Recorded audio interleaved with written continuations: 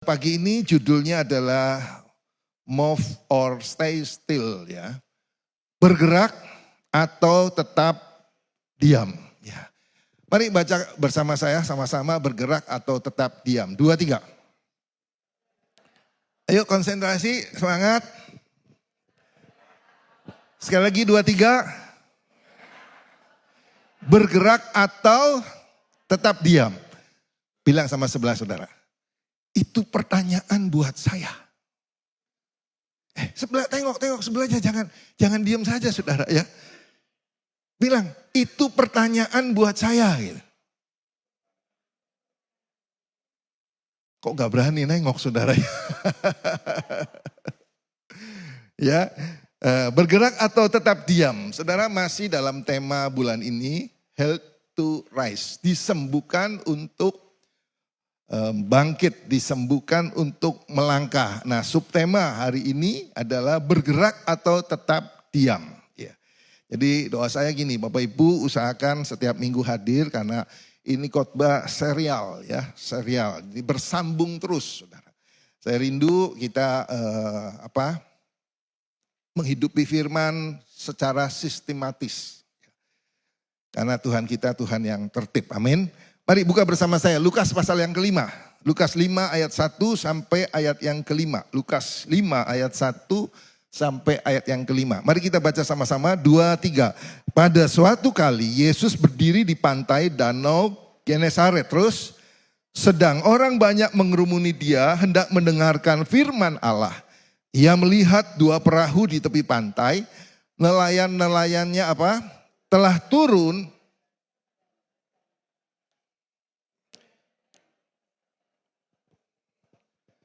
dan menyuruh dia supaya menolakkan perahunya sedikit jauh dari pantai. Lalu Yesus duduk dan mengajar orang banyak dari atas perahu. Bersama-sama. Setelah selesai berbicara, bertolaklah ke tempat yang dalam dan tebarkanlah jalanmu untuk menangkap ikan. Simon menjawab, Guru telah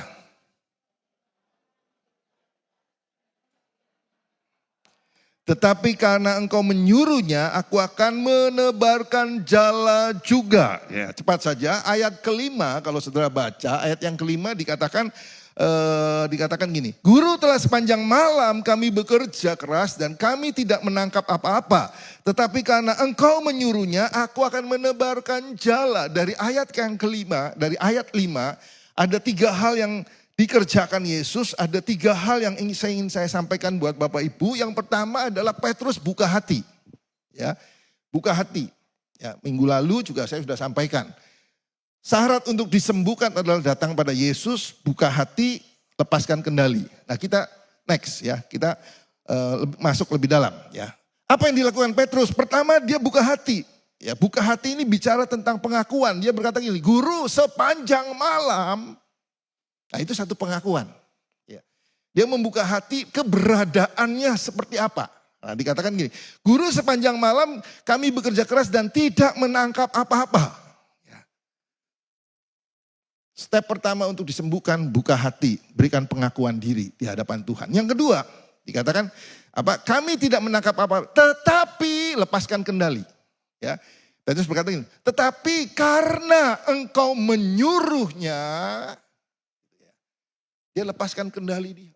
Keberadaan dia, kepakaran dia, keahlian dia sebagai seorang nelayan yang saya percaya bukan nelayan ecek-ecek saudara. Dibandingkan Yesus yang anak seorang tukang kayu, secara logika beda jauh saudara. Pasti lebih mengerti Petrus. Karena dia lahir sudah jadi nelayan. Backgroundnya berbeda saudara. Tetapi sekali lagi untuk kita disembuhkan, untuk kita dipulihkan, untuk kita bangkit dan melangkah saudara. Tidak cukup buka hati, tapi kita harus lepaskan kendali diri kita. Petrus lepaskan keberadaannya, keahliannya, kepakarannya, kepengetahuannya sebagai seorang nelayan. Dia bilang gini, karena engkau menyuruhnya, katakan seperti itu. Dia lepaskan saudara. Nah yang ketiga, step yang ketiga, apa? taat.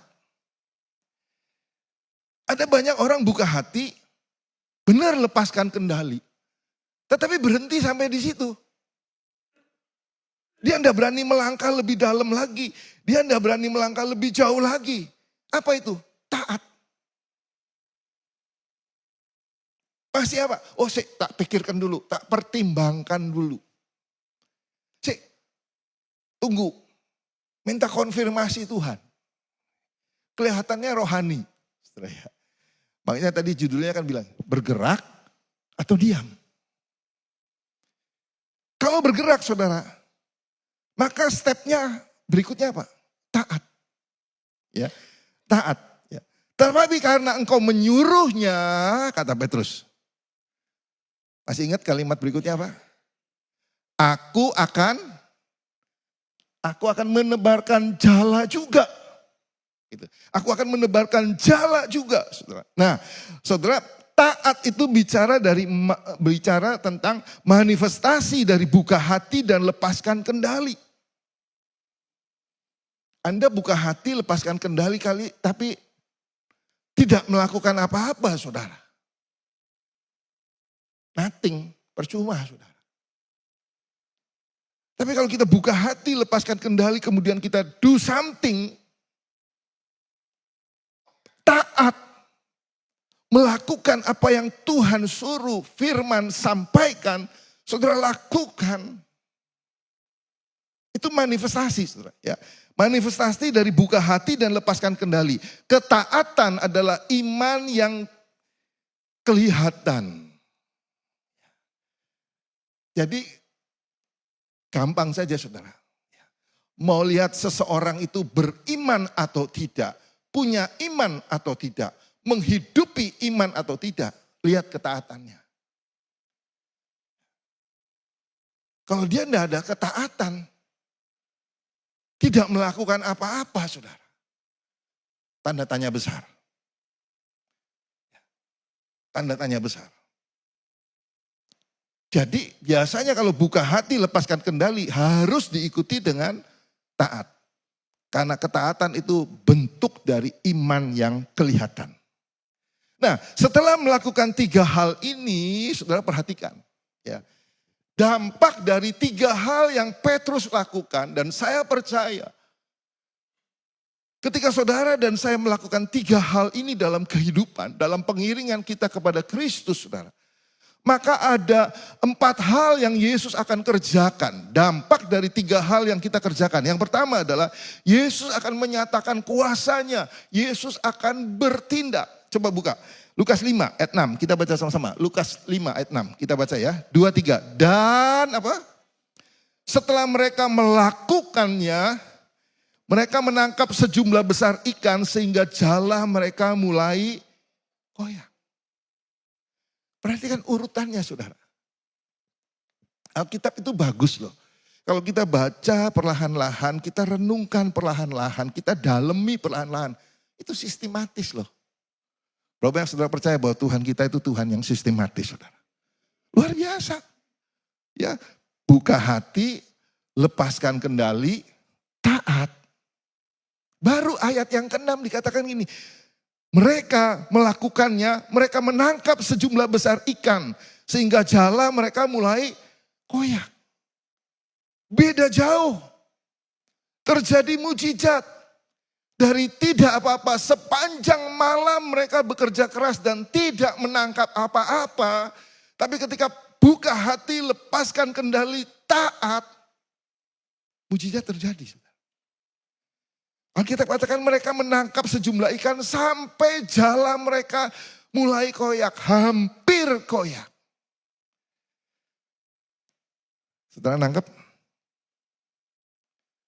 Apa yang saudara dan saya lakukan di hadapan Tuhan, percayalah. Tuhan itu tidak pernah berhutang.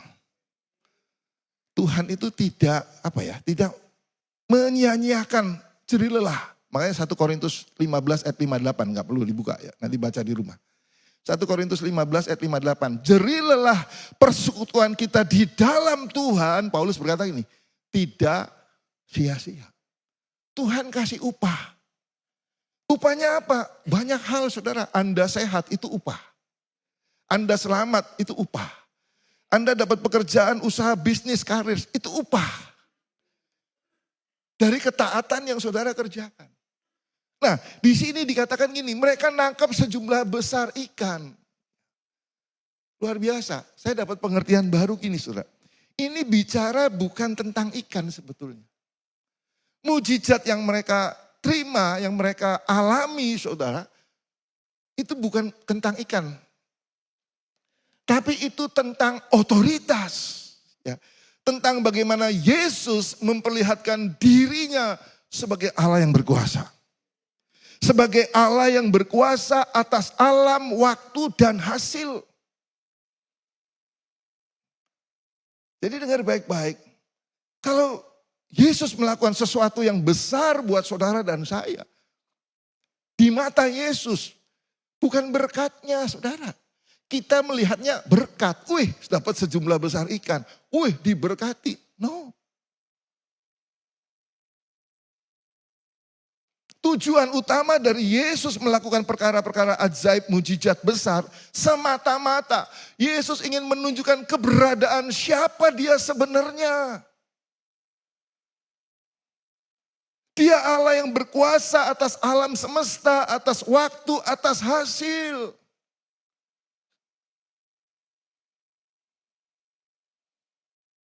Dan saya perlu beritahu, Yesus yang saudara dan saya sembah tidak pernah berubah dulu, sekarang, sampai selama-lamanya. Allah yang tetap sama, saudara. Yesus tidak mencari orang-orang yang paling mampu. Makanya dengar baik-baik, saudara. Oh Pak, itu kan buat mereka. Oh Pak, itu kan buat si A, si B, si D. No. Tuhan itu tidak pernah beda-bedakan, saudara. Tuhan itu tidak pernah, oh kamu mampu. Wah, tidak. Ya. Yesus tidak mencari orang yang paling mampu. Yesus mencari hati yang mau terbuka, kendali yang diserahkan, dan langkah yang taat.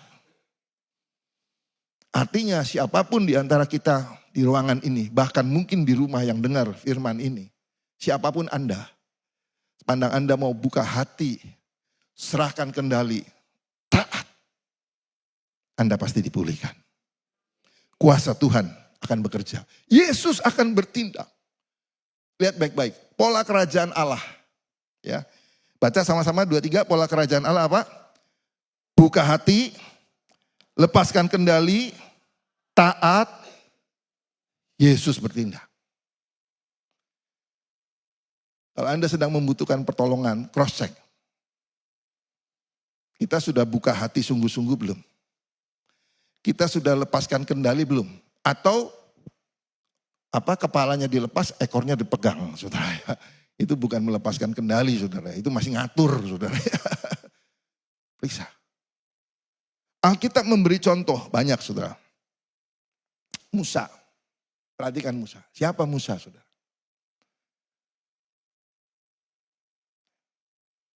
Tapi ketika dia membuka hati, melepaskan kendali dan taat, dipakai Tuhan luar biasa.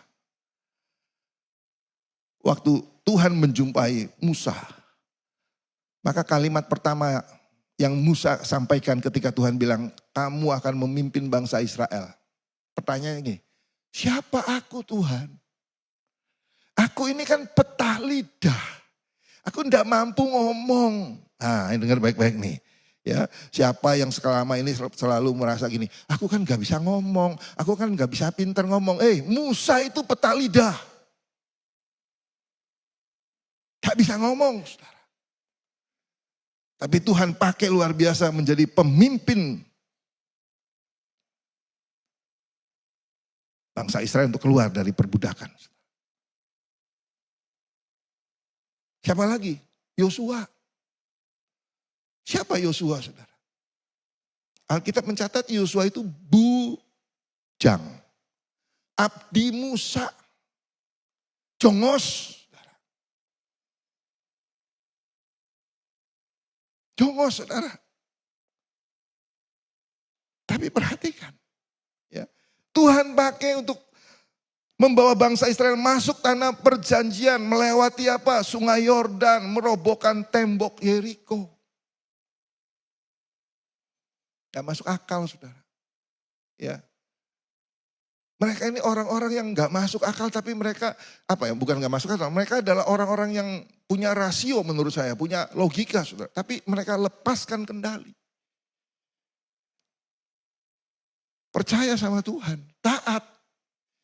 Ya. Di hadapan bangsa Israel ada laut teberau, di belakang pasukan Firaun, bingung saudara, mau kemana? Kiri kanan padang gurun semua. Tuhan kan cuma simpel, angkat tongkatmu, pukul laut teberau. Kalau Musa, jangan guyon Tuhan, ini 2 juta orang loh ngeliat, gak lucu Tuhan. Kalau ada pemikiran begitu, kira-kira gimana saudara? Yosua ketika disuruh menyeberang sungai Yordan, atau tembok Yeriko saudara. Kan itu sesuatu yang gak masuk akal. Tuhan bilang, kelilingi tembok Yeriko sehari sekali, pada hari yang ke-6 berapa kali saudara? Jadi berapa kali tembok Yeriko roboh? Berapa kali? 13 kali. Kalau dipikir logika gak mungkin saudara. Tapi mereka lepaskan kendali. Angkat tabut perjanjian, seberangin.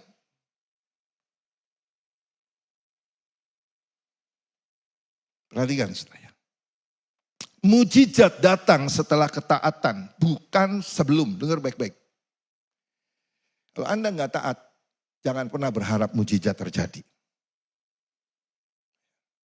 Saya mesti tegas ngomong ini, kenapa saudara? Karena ini firman Tuhan. Baca. Seluruh mujizat yang Yesus kerjakan di Alkitab, tertulis di Alkitab. Diawali, dimulai dengan ketaatan. Ketika Yesus menyembuhkan orang kusta, perlihatkan dirimu kepada imam-imam. Sudah sembuh? Belum.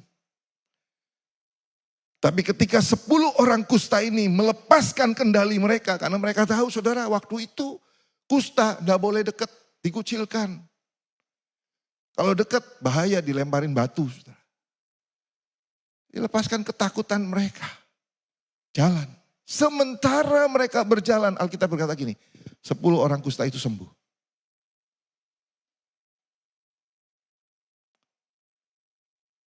Apa yang buta kalau nggak salah. Ketika buta, basuh dirimu ke sungai. Halo. Porong, nggak ada saudara ya. Siloam. Bayangkan, jalan aja susah. Suruh menuju sungai Siloam. Kolam, iya kolam. Lali sampai saudara. Sudah tidak ada, kolamnya sudah tidak ada saudara ya. Saya waktu ke sana sempat bilang sama guide-nya. Saya mau ngambil air kolam Siloam. Guide-nya bilang, jangan Pak. Kemarin ada yang minum ternyata sakit. Oh ya sudah nggak jadi dah. Bahaya saudara, gak jadi saudara ya. Mujizat datang setelah ketaatan, bukan sebelum. Nah, perhatikan baik-baik. Baca yang terakhir, baca sama-sama 2, 3. Setiap langkah ketaatan membuka manifestasi kuasa Allah yang lebih besar. Yang kedua, saudara. Apa dampak dari 3 hal yang saudara saya lakukan? Yang kedua adalah Yesus membuat kita jujur. Lukas 5 ayat 8, baca sama-sama 2, 3. Ketika Simon Petrus melihat hal itu, ia pun tersungkur di depan Yesus dan berkata apa? Tuhan, pergilah daripadaku karena aku ini apa? Seorang berdosa. Coba saudara cermati, pikirkan, renungkan. Ini tidak ada kaitannya sebetulnya saudara. Ya, dengan apa yang terjadi, dengan apa yang Yesus ngomong. Gak ada kaitannya. Ini bicara tentang nafkah, bicara tentang mata pencarian, bicara tentang profesi, bicara tentang pekerjaan. Ya, Petrus katakan sepanjang malam bekerja keras gak dapat apa-apa. Kemudian Yesus bilang, ya sudah tebarkan jala ke tempat yang dalam. Apa kaitannya dengan pengakuan Petrus, saudara? Yesus itu tidak pernah Bible study, ya, seminar, pendalaman Alkitab. Tapi dengar baik-baik Bapak Ibu.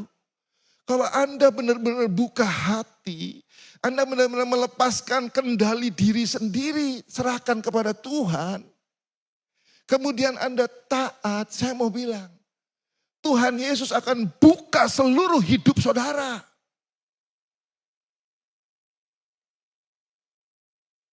Pernah dengar kalau ada hamba Tuhan, tiba-tiba dia melihat kayak ada video film. Film tentang keberadaan dia dulu sebelum bertobat, setelah bertobat dan sebagainya. Saudara, orang kalau terima Yesus sungguh-sungguh saudara. Saya mau bilang, dia akan jujur pada dirinya sendiri. Dia akan sadar siapa dirinya sendiri, saudara. Tidak usah disuruh, tidak usah dipaksa. Ayo ngaku, tidak perlu, tidak perlu. Izinkan Roh Kudus yang ngomong, yang berbicara dari hati ya, kepada hati kita. Biar ngomong sendiri Tuhan. Lihat, Petrus kan bilangnya, Tuhan pergilah daripadaku karena aku ini seorang berdosa. Yesus itu pasti membuat kita jujur, saudara. Ya. Kejujuran itu bukan kelemahan, kejujuran adalah titik awal Tuhan bekerja. Saat Petrus berkata, aku orang berdosa, ini bukan akhiran apa? Bukan akhir panggilan, itu justru awal perubahan. Baca sama-sama 2-3. Karena kejujuran membuka ruang dan di ruang itulah Yesus mulai bertindak. Ayo cross check dalam hidup kita. Apakah kita sudah jujur di hadapan Tuhan yang pertama? Menyadari keberadaan kita, kelemahan, kesombongan, keakuan kita. Paulus itu hebat, saudara. Baca di 1 Timotius coba. Ada yang enggak? 1 Timotius 1 ayat 13. Kita baca sama-sama. 2-3. Aku yang tadinya seorang penghujat dan seorang penganiaya dan seorang ganas. Tetapi aku telah dikasihaninya karena semuanya itu telah kulakukan tanpa pengetahuan. Yaitu di luar iman. Lihat. Ketika Saulus bertemu dengan sebuah sinar yang membuat dia matanya buta, saudara. Baru Saulus itu nyadari siapa dirinya. Baru Saulus itu mengakui, aku ini seorang penghujat, seorang penganiaya, seorang ganas. Saudara, kejujuran itu butuh keberanian loh, saudara. Iya apa iya, saudara? Halo? Butuh keberanian. Kalau Anda berani jujur, Anda akan dibayang-bayangi. Anda akan dikuasai oleh rasa takut terus. Kejujuran itu tidak nyaman, tapi itulah jalan pemulihan. Ya. Dan yang membuat kita jujur, baca sama-sama. Dan yang membuat kita jujur apa? Bukan tekanan, bukan khotbah keras, bukan rasa bersalah. Yang membuat kita jujur, hanya Yesus. Anda suami istri, tidak bisa Anda maksa pasangan saudara, jujur. Jujur, yang benar. Tidak bisa. Kalau Anda maksa pasangan jujur, yang terjadi apa? Kenapa? Tambah gak jujur. Yang pasti terjadi gegeran, saudara. Gitu. Gegeran, ngamuk. Yang ngalami katakan amin. Ini saudara.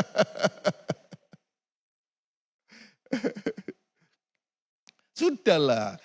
Kalau ada something, ada sesuatu yang gak benar, gak usah kita maksa, gak usah konfrontasi, bawa dalam doa. Biar Tuhan sendiri yang membuat kita semua jadi jujur. Amin.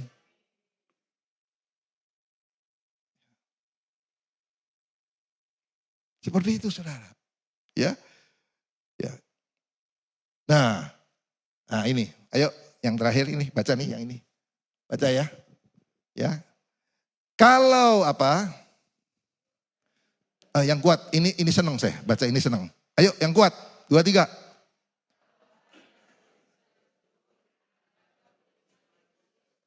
Rasanya belum dengar telinga saudara, ayo baca lagi.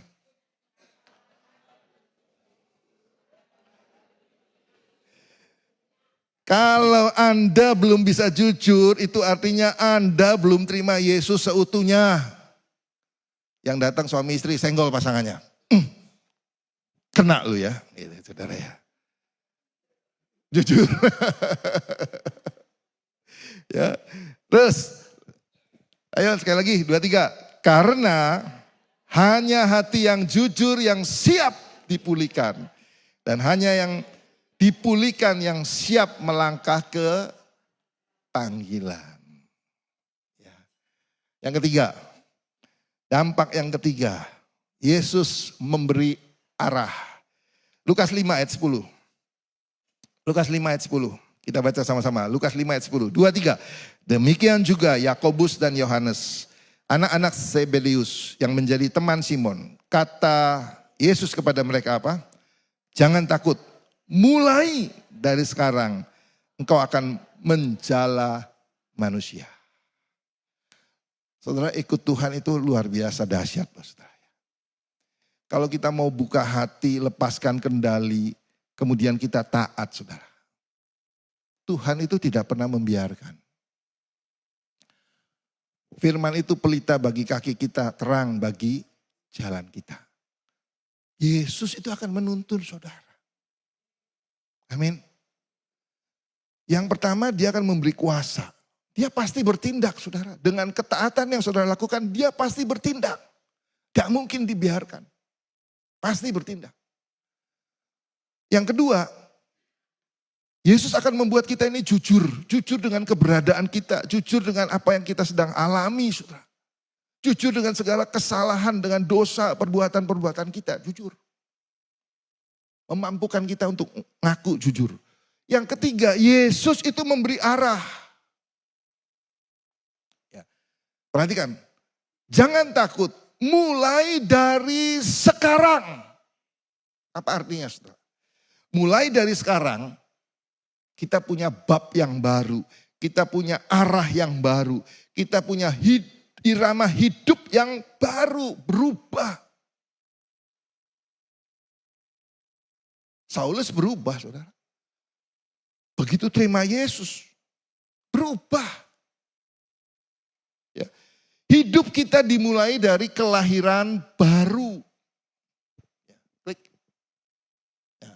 Hidup kita dimulai dari kelahiran baru di dalam Yesus. Makanya baptisan itu, saudara, ya, itu lambang. Roma 6 ayat yang keempat. Demikianlah kamu akan dibaptis seperti Kristus. Waktu kita ditenggelamkan, saudara. Masuk ke dalam air. Itu sama aja seperti Yesus ketika mati dikubur. Waktu kita dibasuh, saudara. Maka manusia lama kita, kedagingan kita, tabiat dosa kita. Apalagi? Itu ditenggelamkan. Itu ditenggelamkan, dihapus, ya, dibuat mati. Sama seperti Kristus bangkit, Anda dibangkitkan keluar dari air, itu sudah baru. Tapi baptisan tidak menjamin seseorang lahir baru. Yang membuat saudara dan saya lahir baru, mengalami kelahiran baru adalah ketika saudara dipimpin oleh Roh, dikuasai oleh Roh Kudus. Baru kita lahir baru. Baptisan itu ketaatan, saudara. Waktu saudara taat, Yesus bertindak. Lihat Allah Bapa. Ketika Yesus dibaptis, keluar, maka ada suara terdengar di langit. Inilah anakku yang kukasihi, kepadanya aku berkenan. Allah bertindak. Begitu juga dalam hidup saudara dan saya. Dibaptis itu perlu karena tanda ketaatan. Ketika engkau melakukan ketaatan, Tuhan pasti bertindak. Caranya apa? Memproteksi Anda. Mengingatkan Anda. Roh Kudus akan ingatkan, enggak boleh, ingat loh, jangan, enggak boleh. Nah itu saudara. Nah persoalannya kadang-kadang kan kita enggak mau saudara. Kita langgar terus. Tapi kalau kita hidup dalam kelahiran baru, maka seperti murid-murid, ya, mulai dari sekarang engkau akan menjala manusia, berubah saudara. Dari menjala ikan jadi menjala manusia, ada perubahan arah yang Yesus kerjakan. Yang keempat, Yesus menggerakkan kita melangkah. Lukas 5 ayat 11, kita baca sama-sama, 2, 3. Dan sesudah mereka menghela perahu-perahunya ke darat, mereka pun meninggalkan segala sesuatu, lalu mengikut Yesus. Di Komsel, ada salah satu dari jemaat sampaikan firman Tuhan, saya diberkati. Ya. Firman Tuhan itu luar biasa. Selalu up to date, selalu selalu baru. Pengertiannya itu baru.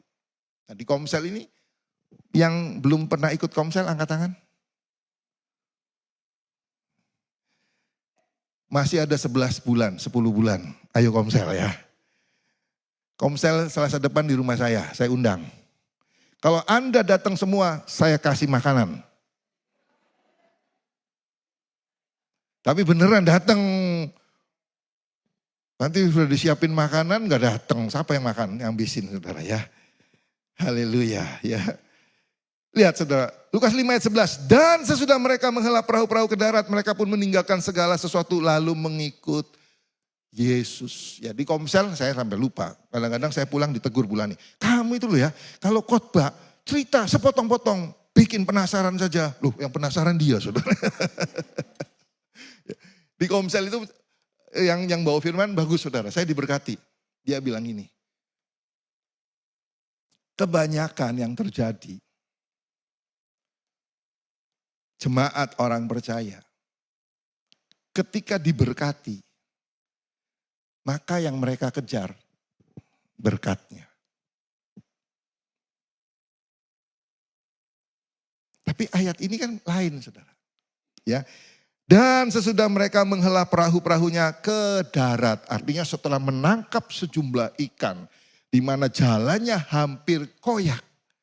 Nelayan, Petrus dan kawan-kawan, tidak sibuk dengan ikannya, tidak sibuk dengan berkatnya, beda dengan saudara dan saya. Terus terang saja, saya juga begitu saudara, kalau ada berkat, ya tak kejar saudara. Kok pada nggak percaya nggak sih? Kita kan seringnya begitu saudara, ya. Berkatnya, ikannya, di mana ini? Tak bagi siapa nih? Dijual berapa nih? Yang bawa firman di Komsel itu hebat saudara ya. Saya kagum dapat pengertian gini. Petrus dan kawan-kawan tidak sibuk dengan berkatnya. Tapi dikatakan apa? Mereka pun meninggalkan segala sesuatu mengikut Yesus.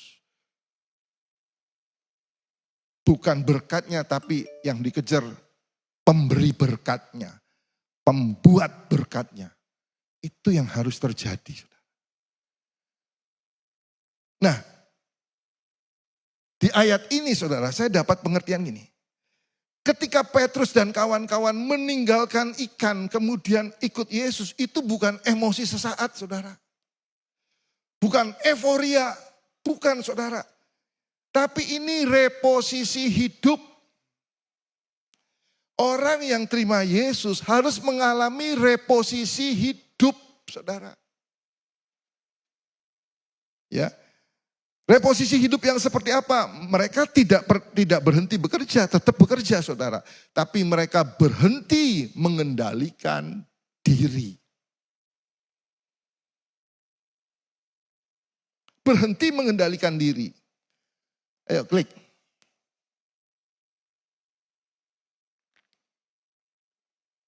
Undang pemusik, pemuji. Ayo baca yuk dengan kuat. 2, 3.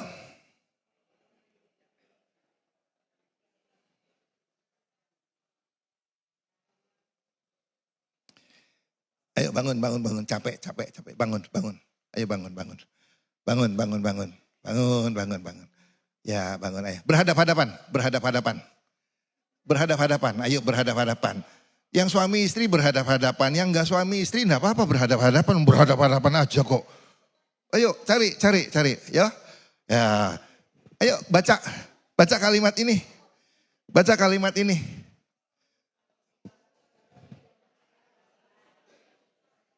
Saya yang ngomong, nanti Anda ngikutin hadap-hadapan. Ayo hadap-hadapan ya. Kalau hidupmu tidak bergerak,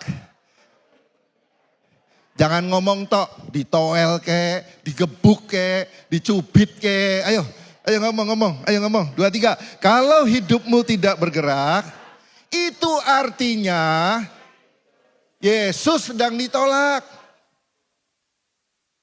Tambahin. Dengar enggak?